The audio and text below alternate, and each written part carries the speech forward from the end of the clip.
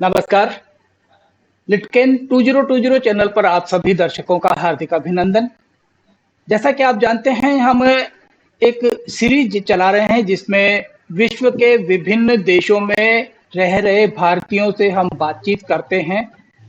हिंदी की किस तरह की दशा है, किस तरह की दिशा है, भारतीय संस्कृति, भारतीयता और भारतीयता की जो पहचान है विदेशों में, ये हमारे जो राजदूत हैं वहाँ पर, प्रवासी भारतीय जो हैं, वो किस तरह से वहाँ पर हमारी संस्कृति को आज भी वहाँ मुखरित कर रहे हैं, वहाँ पर भारतीय संस्कृति का परचम फहरा रहे हैं। हम इस श्रृंखला में बहुत सारे लोगों से बातचीत कर चुके हैं, जहाँ पर यूएस, यूके, यूरोप के बहुत सारे देशों में हम कर चुके हैं। आज हम बात करेंगे एक ऐसी शख्सियत जो नीदरलैंड में बसे हुए हैं, जिनका जन्म राजस्थान के अलवर जिले के जाट बहरोड कस्बे में हुआ।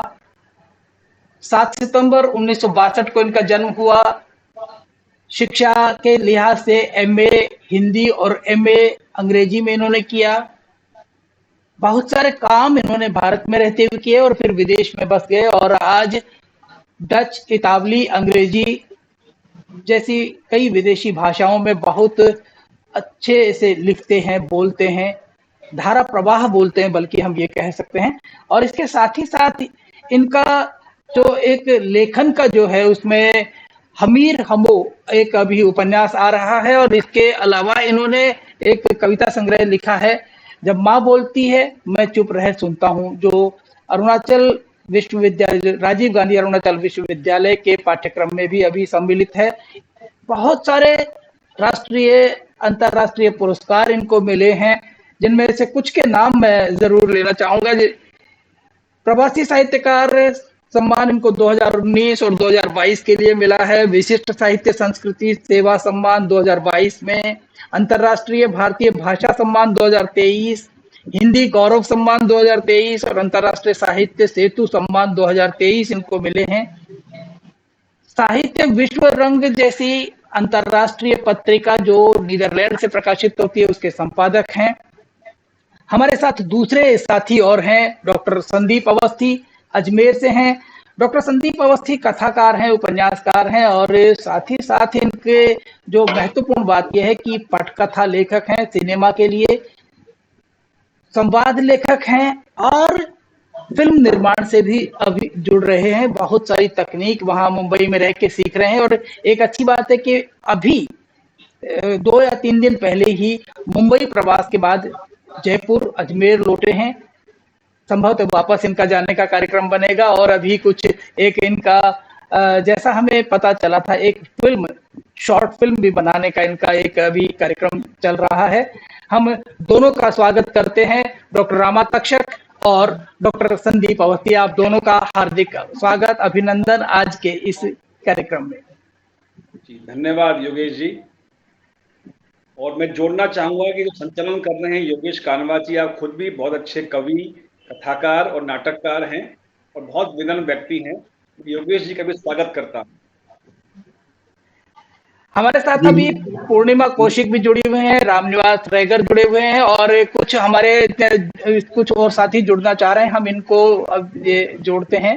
तो बहुत सारे साथी हमें जुड़ रहे हैं। संजय गौतम हमसे जुड़े हुए हैं, रेखा शर्मा जुड़ी हुई है और भी बहुत सारे साथी जुड़ते जाएंगे। जैसे जैसे जुड़ते जाएंगे हम उनको देखेंगे, लेकिन हम आज की बातचीत को शुरू करते हैं। बातचीत का सिलसिला हम शुरू करेंगे रामा तक्षक जी आपसे कि जब हम प्रवासी भारतीय होते हैं, प्रवास पे जाते हैं, वहां अपनी संस्कृति, अपनी भाषा हम लेके जाते हैं। वहां की भाषा अलग होती है, वहां की संस्कृति अलग होती है।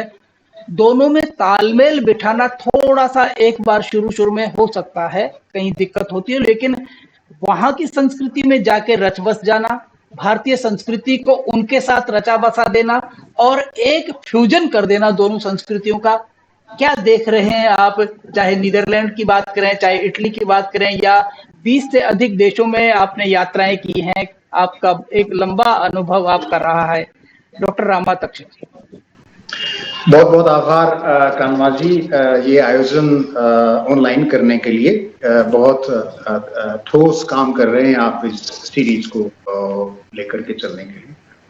मैं एक छोटा सा अनुभव इस बारे में साझा करूंगा जो शायद आपके सभी इस पूरे सवाल का जवाब दे पाएगा कि भारतीय संस्कृति और बाहरी संस्कृति, असल में इंसान जो है इन सब दोनों अवस्थाओं के केंद्र में है, और वो जिस तरीके से जी पाता है, और हम एक दूसरे से सीखते भी बहुत। मैं एक छोटा सा संस्मरण आपको बताऊंगा इस विषय में। मेरे ताया ससुर इस समय 93 वर्ष के हैं, वो डच हैं, और जो ताई ससुर थी वो अभी पिछले 6 महीने पहले उनका देहावसान हो गया। तो एक बार मुझे अभी 6 महीने पहले उन्होंने मुझे एक पुस्तक दी, मेरे ताया ससुर ने, और वो पुस्तक डच भाषा में है, और एक डच हैं जो मूलतः इजराइल के हैं। और वो पुस्तक जब उन्होंने दी तो उससे पहले भी हम भारतीयता की बात कर रहे थे, और बात करते करते जब मैंने कहा आप मुझे कुछ भी ना दें, बोले ये पुस्तक तो जरूर ले जाओ। मैंने कहा ठीक है। जब वो पुस्तक मैंने एक ही पन्ना पलट के देखा, मतलब जो उसका मेन रस था, वो जब पलटा तो उसमें जो सबटाइटल लिखा हुआ था उसमें भी भारतीयता की बात हुई थी कि भारतीय संगीत, जो राग हैं, वो स्वास्थ्य को कैसे प्रभावित करते हैं। वाह, क्या बात। ये उसका सबटाइटल था। तो मैंने ताया जी की तरफ देखा और उन्होंने मेरी तरफ देखा, तो मैंने कहा यहाँ भी भारत की बात आ गई। तो उन्होंने एक शब्द कहा मुझसे, ये शब्द थोड़ा याद रखना आप, बाकरमाट। बाकरमाट। बाकरमाट। तो मेरी भी समझ में नहीं आया, मैंने पहले कभी सुना भी नहीं था इस डच शब्द को। तो उन्होंने कहा कि नहीं जानते। मैंने कहा बिल्कुल नहीं जानता, ईमानदारी की बात यही है, और झूठ बोलूंगा तो मैं आपसे सीख नहीं पाऊंगा। ये दूसरा पक्ष है इस बात का। बिल्कुल बिल्कुल सच है। तो उन्होंने कहा कि मैं बताता हूँ। फिर हमारी बातें होती रही, योग पर बातें होती रही, लिपि पर बातें होती रही। इसके अलावा ये भी देखिए आपकी, जैसे मैंने एक इंटरव्यू लिया था संस्कृत की वैश्विक विरासत के शीर्षक पर जेफरी आर्मस्ट्रॉन्ग का, जो कि संस्कृत के विद्वान हैं, वो भी 76-77 साल के हैं, और उन्होंने स्टीव जॉब के साथ काम किया है और बिल गेट के साथ काम किया है। तो उन्होंने जो मुझे साक्षात्कार में बताया, और वो उन्होंने यहाँ गायें चराई, मतलब जब संस्कृत सीखी है तो गायें चराई है उन्होंने यहाँ पर आश्रम में। क्या बात। और उन्होंने मुझे ये कहा कि क्या आप जानते हैं, पहली बात तो उन्होंने ये कहा कि आप कौन सी डिक्शनरी काम में लेते हैं अगर अंग्रेजी के शब्द का कोई आपको अर्थ ढूंढना होता है। तो मैंने कहा ऑक्सफोर्ड। तो उन्होंने कहा कि फेंक दो, वो सही नहीं है, वो चुराई गई है सारी चीजें, और वहां असलियत नहीं है। उन्होंने चुरा के ऑक्सफोर्ड को के नाम से डिक्शनरी खड़ी कर दी लोगों के सामने, और उस डिक्शनरी में जो लिखा गया है वो उनका नहीं है, वो चोर है। और ऑक्सफोर्ड को गाली देने लगे। बोला मैं ऑक्सफोर्ड यूनिवर्सिटी का छात्र हूँ, लेकिन ये बाद में मुझे पता लगा कि उन्होंने इस तरीके से चोरी की है। तो मैंने कहा इसका विकल्प क्या है। तो उन्होंने विकल्प की बात की। उन्होंने कहा कि विकल्प के तौर पर आपको एपिटोमोलॉजी डिक्शनरी को देखना चाहिए जो ऑनलाइन है। वहां पे यदि आप कोई शब्द ढूंढते हैं तो उस शब्द की उत्पत्ति तक आपको वो डिक्शनरी ले जाती है कि वो कहां से आया है। और बोला ये अंततः आप ये पाएंगे 90% की वो संस्कृत से आएगी। वाह। तो एक तो बात उन्होंने ये बताई। दूसरी बात उन्होंने मुझसे फिर साक्षात्कार के दौरान पूछा कि बोला क्या आप जानते हैं कि कंप्यूटर जो था उससे जब नाम दिया जा रहा था तो कायदे से उसका नाम गणेश दिया जाना था, क्योंकि उसकी जो सारी गणनाएं हैं कंप्यूटर की, वो सारी गणनाएं ऋग्वेद पर आधारित है। बोला ये आप जानते हैं। मैंने कहा नहीं जानते। फिर उन्होंने कहा कि जो माउस है ये कुछ और नहीं है, ये गणेश जी का चूहा ही है। तो ये तो होगी दो बातें। अब मैं तीसरी बात पर आता हूं जो मेरे ताया ससुर ने मुझसे कहा, बाकरमाट। तो फिर मैंने उनसे हिला के मैंने कहा अब तो आप कुछ खोल के बता दो। तो बोला भारतीय संस्कृति जो है वो उसको मैंने बाकर मार्ट इसलिए कहा है, और बाकर मार्ट का मतलब भी मैं बताता हूं कि उस संस्कृति में जितने शोध हुए हैं, वो किसी भी क्षेत्र में हो, चाहे ज्योतिष के मामले में हो, क्योंकि आज से कई हजार साल पहले हमें ये पता था कि पृथ्वी से चांद की दूरी कितनी है, जबकि नासा ने 1948-50 में, मतलब 60-70 साल पहले उनको बात बताई। लेकिन हर आदमी नासा की बात को मानने के लिए राजी है, और संस्कृत में जो जो बातें बहुत पहले की जा चुकी है हमारी वैदिक ऋषि में, उसको एक तरफ खिसका दिया गया। तो ये बात करते करते फिर उन्होंने कहा कि भारतीय संस्कृति जो है वो बाकर मार्ट का मतलब है जीवन का पालना है। जीवन का पालना। जी। तो मैं ये कहना चाहूंगा कि ये सब अर्थों में जीवन के साथ सब जगह जुड़ा हुआ है, और जो भारतीय संस्कृति की महत्ता है, भारतीय संस्कृति की जो मानवीयता को देन है, और जो संस्कृत को की जो देन है, कायदे से तो संस्कृत को मतलब एक अंतर्राष्ट्रीय विरासत के रूप में माना जाना चाहिए। तो ये मैं कहना चाहूंगा आपके उस जवाब में। बाकी सारी बातें मैं अगले प्रश्न में दे दूंगा। बिल्कुल बिल्कुल, क्योंकि जी, संस्कृत की बात जब आपने की है तो हम मान के ये बिल्कुल ये प्रामाणिक सत्य है कि जो संस्कृत व्याकरणाचार्य पाणिनि हुए हैं उनकी नानी समरकंद के पास की हुई है। बृहत्तर जो भारत हमारा था, यानी कि संस्कृत की जो जड़ें हैं बहुत दूर तक फैली हुई हैं, केवल अब आज के वर्तमान भारत तक ही नहीं है, यह हम मानते हैं। डॉक्टर अवस्थी, आपसे हम एक बात शेयर करना चाहेंगे, क्योंकि जब संस्कृत की बात चल रही है, संस्कृति की बात चल रही है, तो संस्कृति में भारतीय सिनेमा भी बहुत महत्व रखता है। और आप क्योंकि भारतीय सिनेमा से अब बॉलीवुड से जुड़ रहे हैं, वहाँ की पटकथाएं लिख रहे हैं, संवाद लेखन आप कर रहे हैं, ऐसी स्थिति में आप संस्कृत, संस्कृति, सिनेमा और प्रवासी जो साहित्य है, इनको किस तरह से देखते हैं? जी, धन्यवाद योगेश जी। मैं बताना चाहूंगा हमारे सभी देश विदेश के सुनने वालों को कि भारतीय संस्कृति और सिनेमा शुरू से उन्नतिवान रहा है, ग्रोथफुल रहा है, और आज की तारीख में हॉलीवुड को टक्कर दे रहा है। एक बात। दूसरी बात, कंटेंट, कहानी बेस्ड ओटीटी हो, फिल्म हो, धारावाहिक हो, वो कंटेंट बेस्ड आज की तारीख में हो गया है। ऑडियंस कंटेंट, अच्छी रोचक कहानी देखना चाहती है, टर्न एंड ट्विस्ट देखना चाहती है।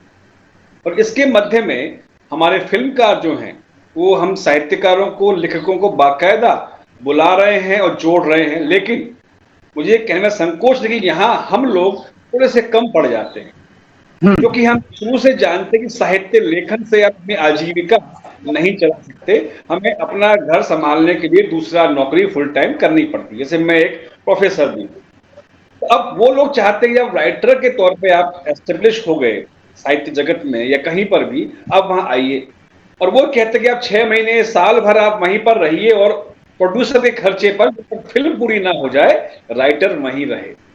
अब ये रिक्वायरमेंट जो हमारे जैसे अभी जो नए नए लोग कदम रख रहे हैं फिल्मों में, राइटिंग में तो मैं 25 साल से हूं, तो वहां ये थोड़ा दिक्कत आती है कि हम एक जगह से अपनी जड़ें जहां जमा चुके हैं वहां से उखाड़ के सीधे हम बंबई शिफ्ट हो जाएं। मुश्किल लगता है, लेकिन कोशिश जारी है, कुछ हो जाएगा। इसके अलावा मैं राष्ट्रीय फिल्म्स की बात करूंगा योगेश जी और मेरे पूरे विश्व के दोस्तों। रामा जी, बाजार कितना ही कुछ कहें, राष्ट्रीय वाले आज भी भारतीय जीवन मूल्यों पर, परिवार पर आधारित पिक्चरें बना रहे हैं और बनाते जा रहे हैं।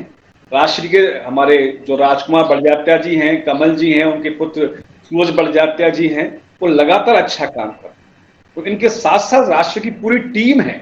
सीईओ श्री पीएल गुप्ता जी हैं, जो इतने डाउन टू अर्थ सज्जन हैं कि आप कभी भी उनसे एक शब्द भी इधर से उधर नहीं सुनेंगे। और सूरज जी की बहन है कविता बड़जात्या, वो टीवी सीरियल की दुनिया देखती हैं, संभालती हैं, कंटेंट बेस्ड शो बन रहे हैं और दिखाए भी वहां जा रहे हैं जहां पर फैमिली ऑडियंस संस्कृति को देखने वाली होती है।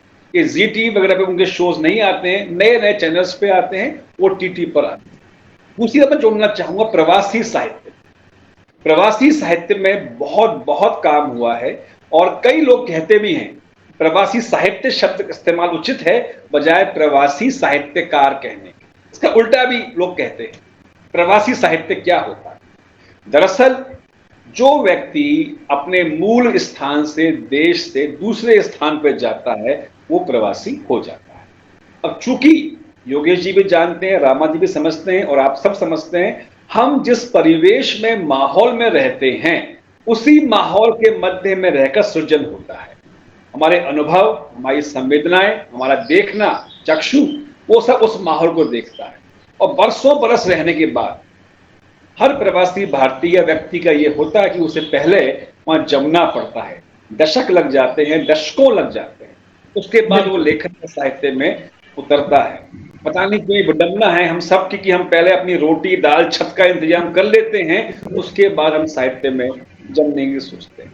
और इंडिया में तो, विदेशों में भी मैं खास आपके माध्यम से कहना चाहूंगा कि साहित्य में, लेखन में रिटायरमेंट की एज भी होनी चाहिए। 70 साल, 70 साल के बाद आप क्योंकि आप अपने होते हैं, अपने आप रिपीट कर रहे होते हैं। मैं एक बात और जोड़ रहा हूं, मेरे पास किताबें मैं लिए बैठा हूं ऑडियंस के लिए। इला प्रसाद हैं अमेरिका से, बहुत अच्छा उपन्यास कहानी लिखती हैं, प्रवासी साहित्य में गंभीर लेखिका हैं, और इनके उपन्यास कहानी पढ़ने के बाद रोशनी आधी अधूरी सिवा, ये कहीं भी नजर नहीं आता कि ये अमेरिकी कहानी या भारतीय कहानी है। परिवेश इसमें पूरा ग्लोबल हो गया है।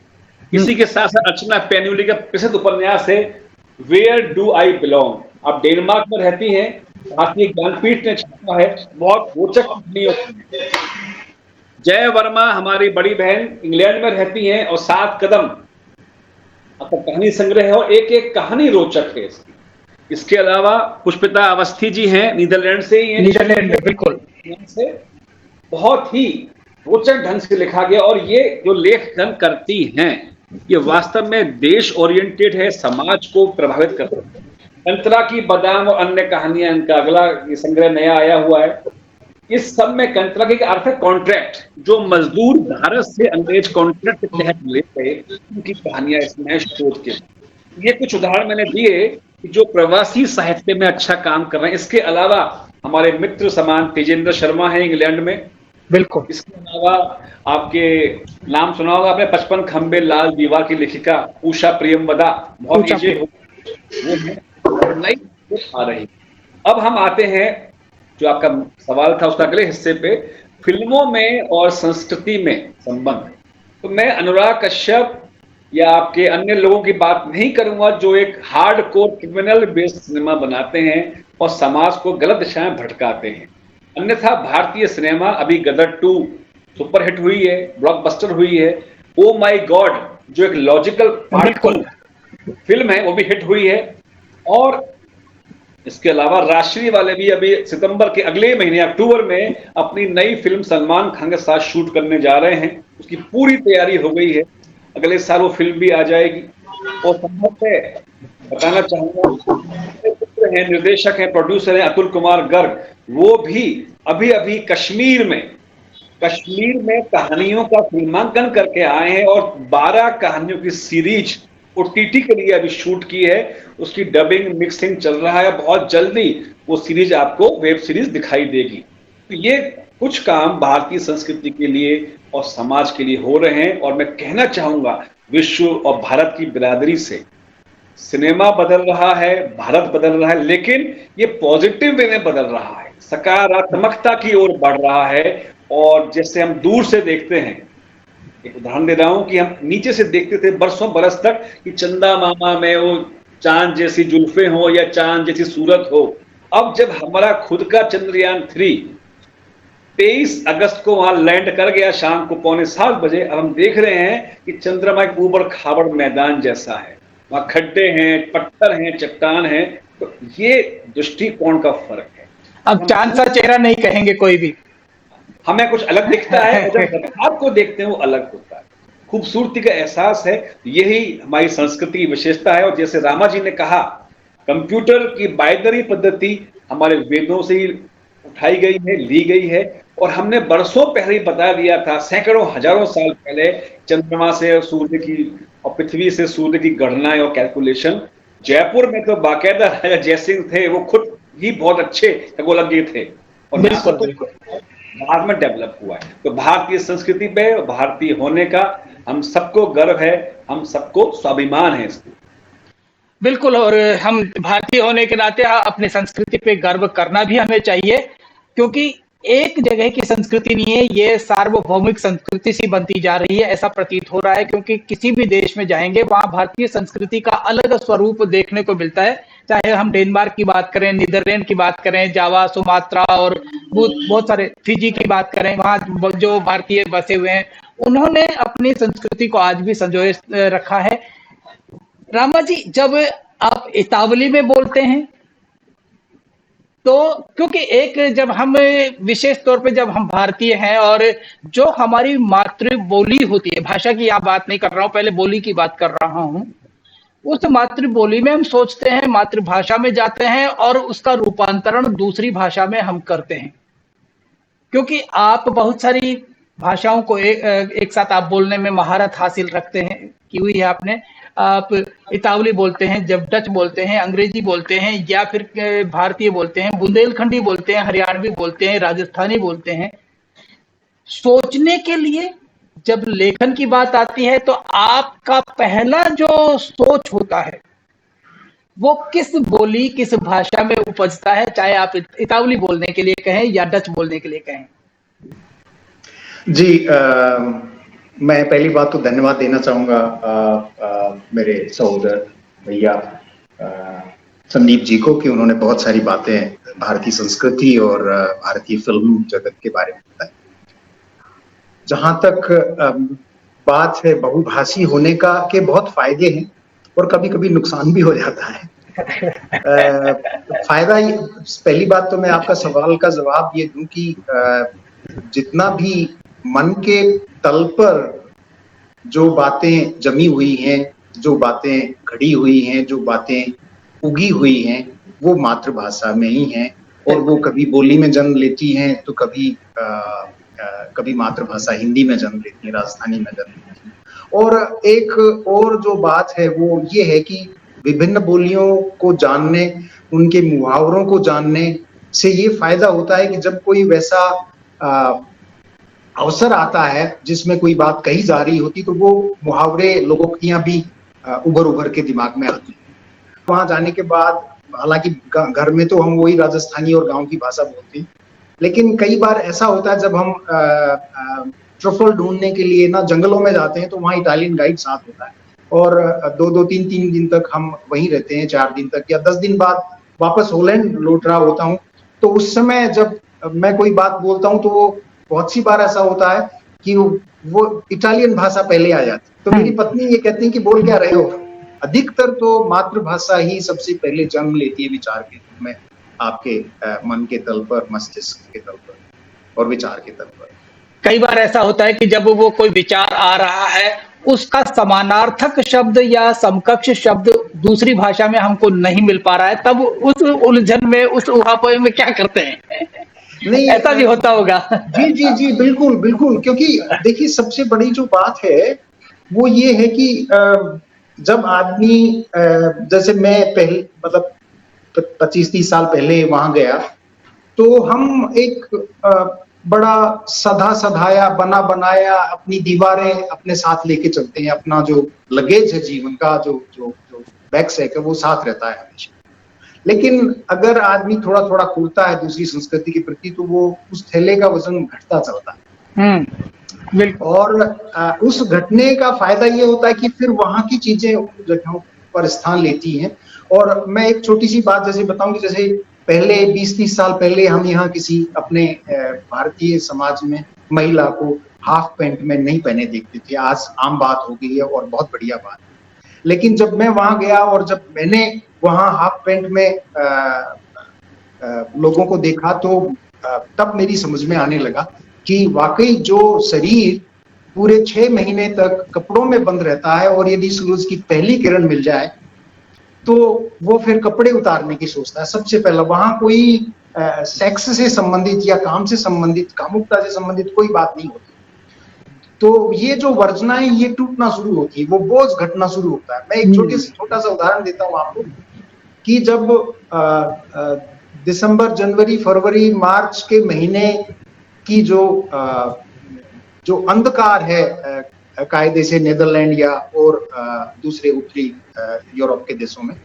तो वहां जब सूरज निकलता है अप्रैल मई में जाकर के और दिखाई देता है, तो नीदरलैंड में सूरज को, जो कि मतलब पृथ्वी कितनी कई करोड़ों पृथ्वियां समा जाए उसमें, मतलब बहुत सारी संख्या के हिसाब से, तो वो कहते हैं उसको सोनच्य, कि मतलब वो छोटा सा है, इट्स सो लवली, मतलब इतना प्रिय है वो।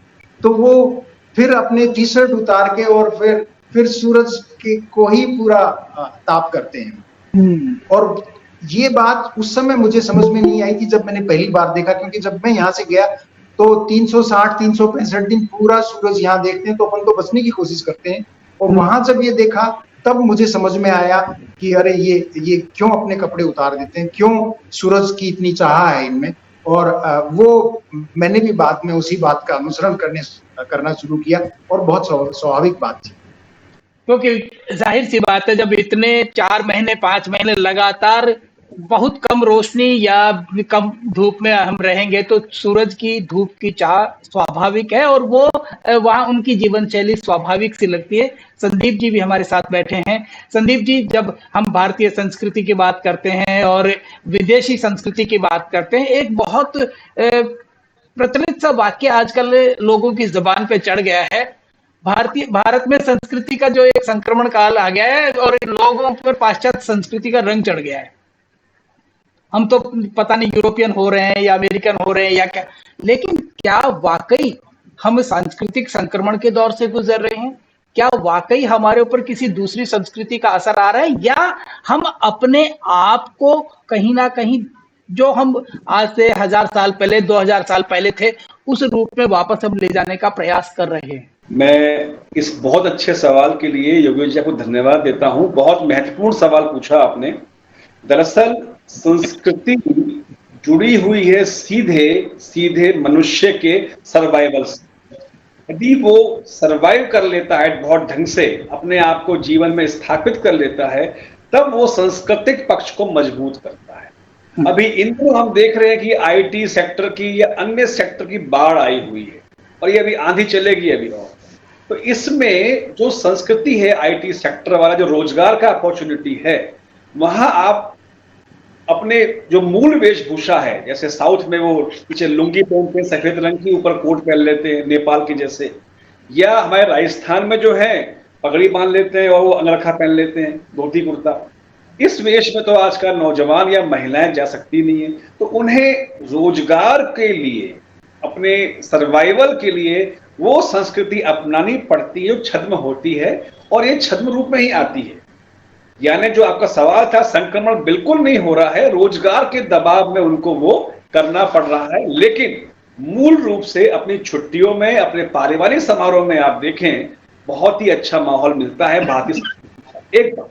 दूसरी बात, हमारे बहुत बड़े विद्वान साथी हैं काशीनाथ सिंह जी और नामवर सिंह। हाँ। अरे भाई हैं इनके, दिवंगत हो गए अभी नामवर जी। तो इनके साथ ही एक और थे, आपने सुना होगा, नीला चांद उपन्यास के रचयिता शिव प्रसाद सिंह। बिल्कुल। तीनों बनारस के थे। शिव प्रसाद जी थोड़े से मध्यम मार्गी थे, वो कम्युनिस्ट थे लेकिन भगवान को भी मानते थे। जब उनसे कहा गया कि भला काशी जी कह रहे हैं कि भाई ये तो घोर कम्युनिस्ट हैं या घोर राष्ट्रवादी हैं या वो हैं, पंडित हैं, पंडित हो गए। शिव प्रसाद जी मुस्कुराए, पान खाते थे, पान चबाते हुए बोले कि देखते हैं क्या होता है। 2-3 साल बाद नामवर जी के बड़े बेटे की विवाह हुआ। एक संस्मरण भी आया है बहुभूषण पत्रिका में कि जब नामवर जी के बेटे का विवाह हुआ, सूचना आई, तो शिव प्रसाद सिंह जी ने अपने आसपास के लोगों से कहा कि अब मैं देखता हूं कि ये बड़े वामपंथी बनते हैं, लड़के के फेरे भी करवाते हैं या नहीं करवाते हैं, और सप्तपदी और गणेश को बिठाते या नहीं बिठाते, मैं देखता हूं कितने बड़े वामपंथी हैं। स्वाभाविक है, जो चोट थी, जो प्रभाव था, बताया गया कि आप बाजार के दबाव में या अपने किसी भी झंडे को ऊंचा करने के लिए कुछ भी बन जाए, मूल संस्कृति आपके अंदर की, आपके परिवार की, आपके बच्चों के हित की, वो आपके अंदर जीवित है। इसी में जोड़ना चाहूंगा, सवाल था योगेश जी का, और समकालीन साहित्य को लेकर भी भारत में वर्तमान समय में नए नए विषयों पर बहुत अच्छा लिखा जा रहा है। कुछ किताबें मेरे पास, जो अभी किताबें पहले देखी आपने प्रवासी साहित्य वाली, ये मेरे पास एक सिलेबस मैं दूसरी कमेटियों में हूँ, तो वहाँ पेपर लग रहे हैं प्रवासी साहित्य के, तो पीछे वाला मैंने नया शेल्फ तैयार किया है प्रवासी साहित्य का। ये मेरे घर का 15वां शेल्फ है, ये केवल प्रवासी साहित्य पर बेस्ड है। तो वो किताबें हमने वहाँ उनमें कहानी उपन्यास रेफर किए हुए। तो अब मैं आता हूँ भारतीय साहित्य समकालीन जो चल रहा है, उसमें बेहतरीन जो मैं बताना चाह रहा हूँ, अभी अभी मेरे पास पुस्तक आई है पिछले हफ्ते ही, और ये देखिए, ये एक व्यंग्य की किताब है, आयुष्मान भव पांडे जी। वाह।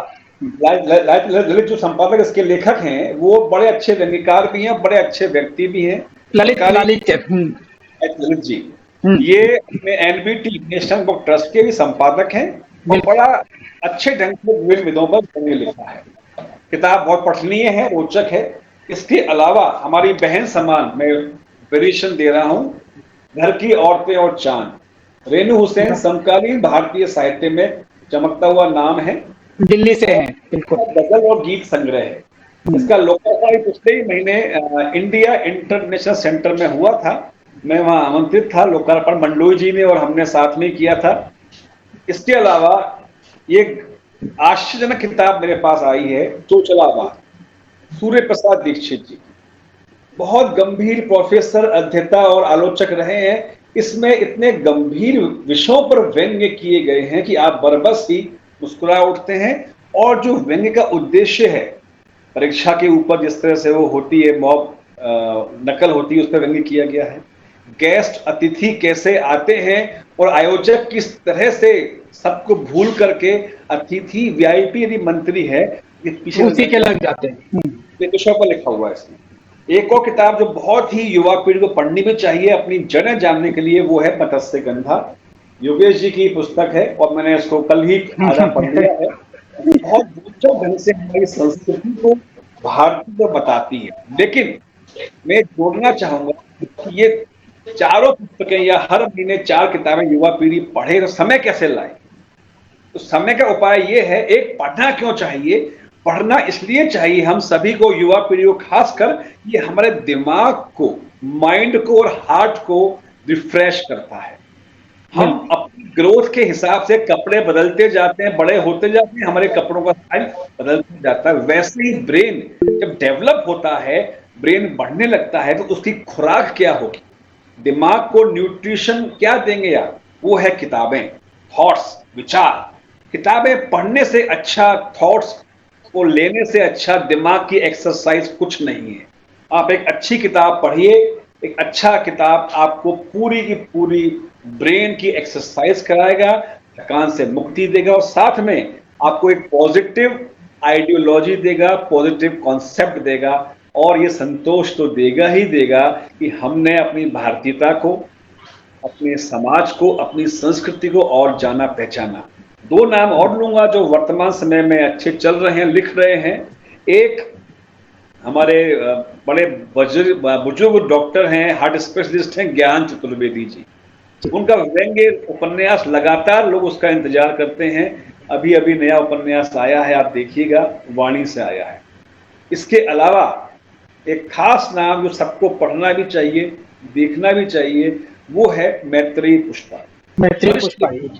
लेकिन अभी भी किशोरों की तरह से, युवाओं की तरह से सक्रिय हैं और नए नए विषय पर किताबें लिख रही हैं जो काम की हैं, उपयोगी हैं और बहुत जल्दी आपके हमारे बीच में वो दिखाई भी देंगी। जी बिल्कुल, ये आपने एक विस्तृत सी व्याख्या कर डाली है आज के समकालीन जो भारतीय साहित्य है उसकी। और इसमें एक सौभाग्य की बात यह है कि आपने मेरी पुस्तक का भी नाम लिया है जो अभी हाल ही में आई है। मत्स्य गंधा का विचार कहाँ से आया और इसके ऊपर आपको रिस्पॉन्स क्या मिल रहा है, मुझे ये बताइए।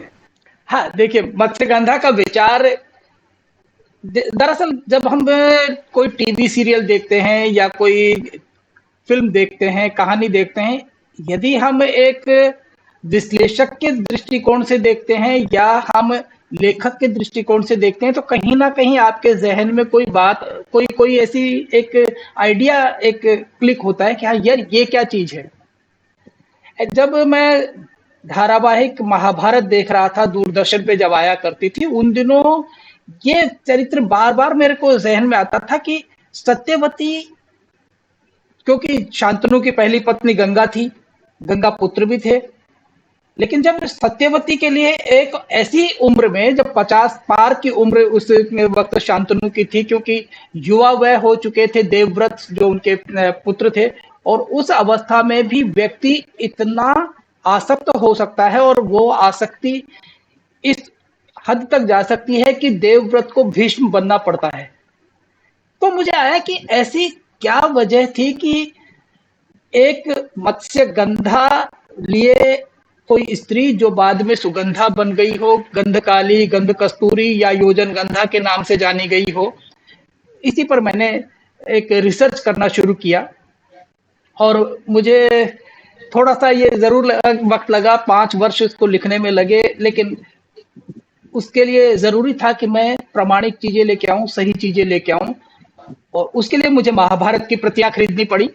2 खंड मैंने महाभारत के खरीदे, मैंने उनको पढ़ा, और जब मैंने पाया कि मुझे करीब 1.25 से 1.5 पेज से ज्यादा इस सत्यवती के चरित्र के बारे में कहीं ज्यादा नहीं मिल रहा है, लेकिन जहां टुकड़ों टुकड़ों में मुझे मिला, उससे मुझे एक पूरा आइडिया और एक चीज तो ये तय हो गई कि हाँ, मैं इसमें लिखूंगा।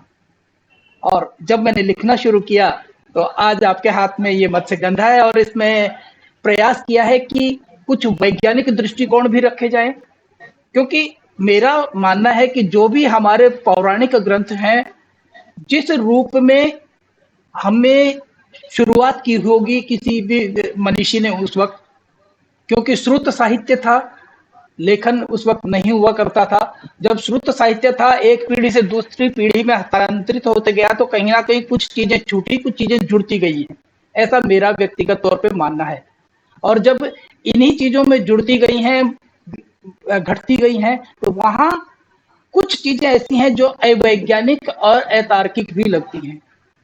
दूसरी एक और बात मैं मान के चलता हूं कि जितने रनिवास या राजनिवास जो हुए हैं, राजमहलों की बहुत सारी बातें दीवारों के भीतर वहीं कैद होके रही हैं, बाहर कभी नहीं आई हैं, और उनका ना तो आपको कोई प्रामाणिक दस्तावेज मिल सकता है, ना वो बातें कही जा सकती हैं, सुनी जा सकती हैं, लेकिन कुछ तथ्य, कुछ तर्क ऐसे मिलते हैं जिनसे आप सहज संकल्पना कर सकते हैं कि हाँ, ये चीज बिल्कुल वैज्ञानिक दृष्टिकोण और तार्किक दृष्टिकोण से कहीं ना कहीं उसके नजदीक बैठती है। और मत्स्यगंधा में मैंने इन्हीं चीजों को समावेशित करने का प्रयास किया है। जहां वैज्ञानिकता, तार्किकता है, वहीं उसकी मूल कहानी में मैंने छेड़छाड़ करने का बहुत ज्यादा प्रयास नहीं किया है। बहुत सुंदर, बहुत सुंदर। नहीं, मैंने भी पढ़ी है आपकी पुस्तक, और इसमें जिस तरीके से आपने ऐतिहासिक पात्रों को जो नया जीवन दिया है, क्योंकि हमारे जितने भी ऐतिहासिक चरित्र हैं या जो जितनी भी गाथाएं हैं इतिहास की, उनमें सब में कहीं ना कोई ऐसी बात सभी में मिलती है कि वो आपके जीवन को एक नया पायदान, आपके जीवन में सजगता का एक नया पायदान लाने की, और उस पायदान तक ही सीमित ना रख के वो जो हमारे यहाँ अहम ब्रह्मास्मि की जो बात है, बिल्कुल, कि मैं वो भी स्वयं में ढूंढ लूं, क्योंकि ये एक बहुत बड़ी बात है जो संस्कृत में ही मिलती है कि अहम ब्रह्मास्मि कहना, जिस व्यक्ति ने इसको कहा होगा उसने इस बात को समझ के जी करके ही कहा होगा। और ये सब चरित्र हमें उस राह पर ले जाते हैं जहां हम हम अहम ब्रह्मास्मि की राह पर होते हैं। तो ये आपने अपने कथानक में जो शुरुआत की है, जो गंध है जीवन की, जो गंधलापन है जीवन का, जो विचारों में भी हो सकता है, देह में भी हो सकता है, उसको स्वीकार करके, और जिस दिन हम स्वीकार भाव हमारे जीवन में आ जाता है, जेहन में आ जाता है, तो हम अगला पायदान स्वतः ही सृजित कर लेते हैं। तो ये एक बहुत अच्छा कथ्य है आपका, बहुत अच्छी गाथा है, और मैं तो यहाँ तक कहूंगा कि ये आपको आपके जीवन से मुक्ति तक की राह है, यदि आप पढ़ें और जिए उसको। एक बात और पाते हैं कि हम जब विदेशी जो लेखक हैं, उनके चाहे वो किसी भी भाषा में लिखी गई हो, उनको जब हम पढ़ते हैं, या वो विदेशी भारतीय साहित्य को पढ़ते हैं, तो एक दूसरे के साहित्य को जानने के साथ साथ उनसे प्रभावित हुए बिना हम नहीं रह पाते हैं। क्योंकि आप दोनों से मेरा ये सवाल है, रामाजी से भी और प्रदीप जी से भी, विदेशी जो लेखक हैं, क्या भारतीय संस्कृति, भारतीय कथानक और भारतीय मानकों के हिसाब से प्रभावित होकर के उन्होंने भी इस तरह की रचनाओं को रचना शुरू किया है, रच रहे थे या रच रहे हैं?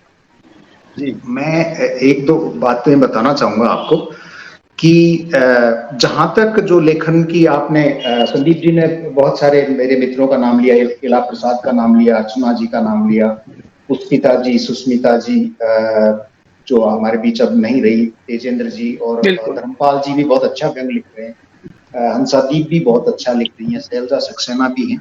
तो बहुत सारे बिल्कुल। मित्र हैं जो लिख रहे हैं। जहां तक लेखन का सवाल है, जब आप वहां जहां रहते हैं तो वहां की संस्कृति से प्रभावित रहे बिना आप नहीं रह सकते, क्योंकि बिल्कुल। वो आपके चाहे आप जो भी लिख रहे हो वो बात आएगी ही आएगी। लेकिन एक जो सबसे बड़ी समय की जो मांग है आज, वो ये है कि उन विदेशी संस्कृतियों को जानने के लिए, उनके नजरियों को समझने के लिए हमें उनका अनुवाद भी बहुत जरूरी है करना। वहां पे हम बहुत कमजोर हैं अभी तक, और उस क्षेत्र में बहुत बढ़ चढ़ के काम होना चाहिए, जो कि नहीं हो रहा है। तो ये समय की मांग है कि हिंदी या भारतीय साहित्य जो है, वो चाहे किसी भी भाषा का हो, वो समृद्ध तभी हो पाएगा जब हम अनुवाद को भी हम साथ में जोड़ेंगे। मैं एक छोटी सी बात आपको बताना चाहूंगा कि मैं इस समय एक मुझे पुस्तक मिली जो 1942 में प्रकाशित हुई है, इटालियन भाषा में है, और वो पुस्तक मुझे अनायास ही मतलब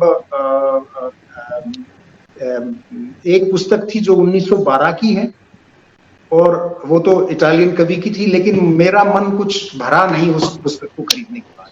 तो मैं भोजन के बाद पत्नी को रेस्टोरेंट में बिठा के फिर वापस गया उसी सेकेंड हैंड मार्केट में, वीकडे मार्केट था वो। तो मुझे एक किताब हटाते ही ये इंडियन लेटर्स के नाम से एक पुस्तक मिली, और ये जो लेटर्स हैं ये 1583 से 1588 के बीच लिखे गए हैं, एक इटालियन द्वारा, जो कि वाह! पुर्तगाली कंपनी में काम करता था, और यहाँ कोचीन आके वो रहा है 1583 से 1588। क्या बात है! और वाह! उसने संस्कृत भी सीखी है, और वो मैंने 15 लगभग उसके पत्र जो है वो अनुवाद कर लिए हैं, और ये शायद इस वर्ष के अंत तक आ जाएगा। कुछ पब्लिश भी हो चुके हैं, विश्व रंग पत्रिका ने अभी मेरा पहला पत्र प्रकाशित बिल्कुल। किया है अनुवादित। तो अनुवाद, और उससे जो हमें मतलब केवल साहित्य ही नहीं बल्कि भारतीय जीवन के साथ साथ उस समय की जो अंतर्राष्ट्रीय संबंध, सामुद्रिक यात्राएं, और किस तरीके से इन विदेशी शक्तियों ने हमारे यहाँ जड़ जमाई, हमारी क्या कमियां थी, वो सब बड़ी अच्छे तरीके से उभर के आ रही हैं। तो मेरा इस बात उद्धरण से यही अभिप्राय है कि जो हमें बहुत सी बातें, क्योंकि हमारा पूरा, आप ये देखिए, वैदिक साहित्य तो 3-3 महीने तक तक्षशिला और नालंदा विश्वविद्यालय का चला है, और हमने अपना इतिहास नहीं लिखा है। हाँ। तो उस दृष्टि से इतिहास के माध्यम से जीवन को समझने के लिए हमें बहुत से अनुवाद की आवश्यकता है। वहां के जो लेखक हैं, चाहे वो शेक्सपियर हों, उसके बाद के लेखक भी बहुत सारे हैं जिन पर अनुवाद होना आवश्यक है। वहां की संस्कृति, वहां के पहाड़, वहां की नदियां, वहां के जीवन को जो है लाना, वो बहुत जरूरी है। और वो इस वजह से मैं एक जो सबसे बड़ा मतलब एक अच्छा संतुष्टि मुझे मिली इस कोविड काल के दौरान, मैंने साझा संसार अपने समूह के माध्यम से, अपनी संस्था के माध्यम से, एक तो साहित्य का विश्व रंग की आयोजन हमने शुरू किया, लेकिन वहां भी मुझे संतुष्टि नहीं मिली। इसलिए मैंने प्रवास मेरा नया जन्म शीर्षक से भी बहुत सारे आयोजन किए जो अभी चल रहे हैं, और उसमें मेरा प्राय अभिप्राय यही रहता है वक्ता से कि वो वहां के जीवन को उतारे और वो हमारे श्रोताओं तक लेके आए, और वो हमारे पाठक तक लेके आए। जैसे मैं एक छोटी सी बात बताऊंगा, नाइजीरिया की बातें हैं या जो केन्या की बातें हैं, वहां का जो सामाजिक जीवन है वो हमें बहुत सारी सीख दे सकता है। वहां पर केन्या में ये एक बहुत आम बात है कि एक महिला जो अविवाहित है, जो माँ है, उसके विवाह के समय वो उसकी जो संतान है वो उपस्थित रहती है, और उसकी संतान को विवाहित पक्ष यानी वर पक्ष बड़े सम्मान और आदर। हमारा जो सबसे बड़ा एक कमी रही है प्रवासी साहित्य में, जिसकी वजह से प्रवासी साहित्य को एक दरकिनार करके रखा गया अब आज से 4-5 साल पहले तक, वो ये था कि हम यहाँ से जब जाते हैं तो एक नॉस्टैल्जिया जो है ना हमारा पीछा करता है, वो दिमाग से निकल ही नहीं पाता है। और वो जब से तक दिमाग से नहीं निकल पाता तब तक हमारा रचना क्षेत्र जो है वो विदेशी धरती का नहीं आ सकता। प्रवासी साहित्य के अलावा जो विदेशी रचनाकार हैं अन्य मुल्कों के देश के, क्या वो भारतीय संस्कृति या भारतीय चीजों से प्रेरणा लेते हैं बिल्कुल। या से प्रेरणा लेते हैं? मेरा जवाब इसमें यह रहेगा कि प्राचीन काल से, प्राचीन भारत से मेगस्थनीज हो, फाइयान हो, इसने और आपके हेनसांग हो, इसने सीयू की लिखी, प्राचीन काल से ही विदेशियों को भारतीय संस्कृति, यहाँ का कल्चर प्रभावित करता है और वो यहाँ विद्या अध्ययन करने के साथ साथ वहां जाकर के इंडिका लिखी गई, सीयू की लिखी गई, ऐसी अनेक किताबें वहां लिखते थे। बिल्कुल। भारतीय संस्कृति का विस्तृत और विशद वर्णन करती है। सैकड़ों साल पहले से काम शुरू हो चुका है। आज के समय में पिछले 1.5 दशक से भारतीय लेखन या भारतीय संस्कृति के ऊपर विदेशी रचनाकारों की निगाह कम थी, पर जब से पिछले 5, 6, 7 सालों से भारत विश्व स्तर पर फिर एक मजबूत अपनी पहचान पकड़ बना रहा है, अनेक, मैं बताना चाहूंगा, अगले साल 2 साल के अंदर अनेक विदेशी रचनाकार भारतीय पृष्ठभूमि पर अपने उपन्यास, अपने संस्करण लिख रहे हैं। बिल्कुल चीन बिल्कुल। ज्यादा है, अमेरिका के कुछ लोग जो मूलतः अमेरिकन नहीं है, भारतीय नहीं है वो, लेकिन वो लिख रहे हैं भारत के बारे में उपन्यास। प्रेमचंद भी अंग्रेजी के अच्छे जानकार थे और उस वक्त भारत में चूंकि अंग्रेजों का राज था, विदेशी उपन्यास, कहानियां हर देश की यहाँ उपलब्ध थे भारत में, तो वो अच्छे वहां से पढ़ते थे, खूब अध्ययन करते थे और प्रेरणा लेकर के अपना रचना करते थे जो मौलिक थे। लेकिन मैं एक उदाहरण दूंगा, विदेशी एक कहानी है जो लगभग आई थी 1970 के आसपास, जिसमें एक फौजी है और वो घायल होने के बाद अस्पताल में आता है जहां उसकी पूर्व प्रेमिका नर्स है और उसका पति पीछे रहता है। प्लॉट ये था, अब वो नर्स जो प्रेमिका है उस फौजी की, वो उसकी सेवा शुश्रूषा भी करती है और रात को उसके साथ उसके संबंधी बन जाते हैं और वहीं पीछे वाले कमरे में पति सो रहा है। ये मूल कहानी थी अंग्रेजी की, बड़ी अच्छी तरह से डेवलप की गई थी आज से 4 दशक पहले। इसी को लेकर हमारे राजस्थान के अजमेर के साथी हैं, बड़े वरिष्ठ कथाकार हैं सुदेश शर्मा, जो अभी धर्मयुग में कई में छपते रहते थे, अभी दिवंगत हो गए। उन्होंने इसको लेकर के सन 79 में कहानी लिखी जिसमें वो परिवेश भारतीय कर दिया, ठीक है, और ये ऊहापोह दिखाए, बाकी प्लॉट सेम था, वही अस्पताल, वही प्रेमी आता है, वो फौज की बजाय पुलिस में होता है और साथ में उसका पति पीछे रहता है, सेम सीन सेम क्रिएट किया गया हो। ये बात है 79। अब जो लेखिका है हमारे राजस्थान की हैं, जिन्हें कई पुरस्कार मिल चुके हैं, उन्होंने अभी शायद 98-99 में किसी कहानी का तीसरा वर्जन लिखा, वो भी हूबहू, उसमें भी वो पूर्वोत्तर का क्षेत्र है, वहां वो प्रेमिका है जो नर्स है, पति डॉक्टर बता दिया उसने, वो प्रेमी जो है के रूप में घायल होकर आता है और वहां भी वो चीज बनी। बताना ये मैं चाह रहा हूं कि हम जब ऐसे ऐसे घटनाक्रम से प्रेरणा लेते हैं तो हमें कहीं ना कहीं इसको स्वीकारने का साहस होना चाहिए, हाँ मेरी ये कहानी उस रचनाकार की कहानी से प्रेरित है, मोटिवेट। अब इत्तेफाक से मैंने तीनों को पढ़ा हुआ है, विदेशी मैंने मूल कहानी भी पढ़ी हुई है, सुरेश शर्मा मेरे पड़ोसी थे, मैंने उनकी किताब का लोकार्पण कर गया था, तो मैंने कहानी पढ़ी है, और जो लेखिका है। बिल्कुल संदीप जी, ये बात बिल्कुल जाहिर होता है कि चाहे वो विदेश की धरती हो चाहे भारत की धरती हो, एक दूसरे के जो साहित्य है उनसे हम एक दूसरे के साहित्य से प्रभावित हुए बिना नहीं रह सकते और हम कहीं ना कहीं उस बात को देख करके अपने हिसाब से, अपने परिवेश के हिसाब से लिखने का प्रयास करते हैं। मैं 2-3 बातें यहाँ बताना चाहूंगा जी बिल्कुल बिल्कुल। कि भारतीय संस्कृति से प्रभावित होकर हम तो प्रभावित हैं ही, भारतीय प्रवासी भारतीय तो प्रभावित हैं ही, यहाँ तक कि जो विदेशी हैं वो कितने प्रभावित में, ये 2-3 बातें मैं आपको बताना चाहूंगा। बिल्कुल बिल्कुल। एक तो फौजी की जो बात आई कि आप ये देखेंगे 1942 में भारत की जो आजाद हिंद फौज थी उसके करीब 3000 सैनिक नीदरलैंड आए थे, ये आज हमें नहीं पता। और नीदरलैंड आने पर उसकी एक टीवी सीरियल वहां बना है, डच में उसको बोलते हैं अंदर टाइटन्स, मतलब दूसरा समय, दूसरा हिंदी समय में अगर कहें तो हम, और अगर अंग्रेजी में कहें तो अनदर टाइम। और उसमें सुभाष चंद्र बोस की बेटी ने भी थोड़ा बहुत काम किया है, इटली है उनका साक्षात्कार। और उसमें मजे की बात यह है कि जो सिपाही वहां थे, जो सैनिक वहां थे, उस जगह से मैं करीब 5 किलोमीटर दूर शुरू के 2-3 साल रहा हूं। और मेरी सास वहां बताया करती थी कि उस समय जब भारतीय सैनिक यहाँ थे तो बोला कोई दिक्कत नहीं थी, लेकिन सबसे बड़ी दिक्कत यही थी कि सब परिवारों ने अपनी बेटियों से कह दिया था कि इस तरफ मत जाओ। और बोला उसके बावजूद भी बात ये हुई कि उन सैनिकों का लड़कियों से मिलना जुलना हुआ, उस सैनिकों का उन लड़कियों के घर जाना हुआ, उन सैनिकों के पास जो मसाले थे उसको उनकी बेटी की माँ ने, मतलब बेटी की माँ ने करीब 10 साल तक उस मसाले से भोजन किया, बना के खाया। और आज भी वहां पर 2 महिलाएं ऐसी हैं जिनकी उम्र शायद 85-88 के साल है, जिनके पिता उन सैनिकों में से हैं, जो 2 भारतीय।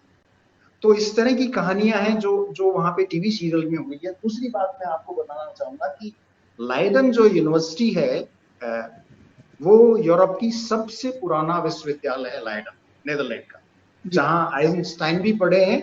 और इस समय डॉक्टर मोहन कांत गौतम ने भी वहां पढ़ाया है।